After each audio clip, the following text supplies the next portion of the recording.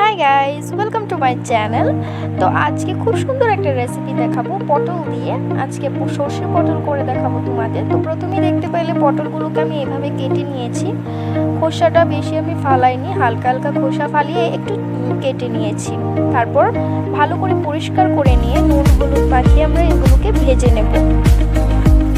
তো আমি এই রেসিপিটার জন্য পটলগুলো একটু বড় সাইজেরই নিয়েছি।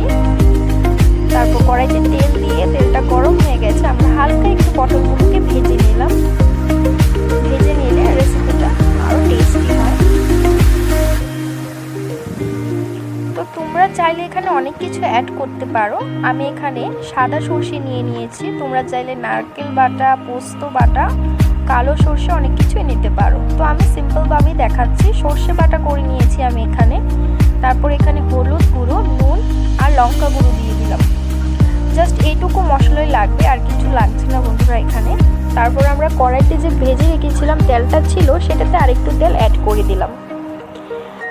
তারপর কালো জিরে ফোড়ন দিয়ে দিলাম। তেলটা গরম হওয়ার সাথে সাথে ফোড়নের পর দিয়ে দিলাম মশলাটা, যে মশলাটা আমরা করে রেখেছিলাম।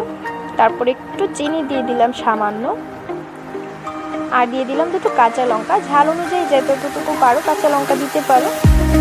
তো আমি দুটোই ব্যবহার করলাম। তারপর আমি গ্যাসের ফ্লেমটা হাই করে দিলাম। হাই করে নিয়ে আমরা একটু ভেজে নিলাম। ততক্ষণে তোমরা চ্যানেলটাকে সাবস্ক্রাইব করে নাও, যারা যারা এখনও সাবস্ক্রাইব করোনি।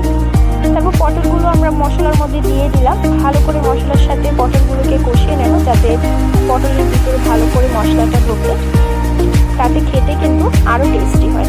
তো দেখো এখানে মশলাটা ভাজা হয়ে গেছে। 2 মিনিট ধরে আমি এটাকে ভেজেছি।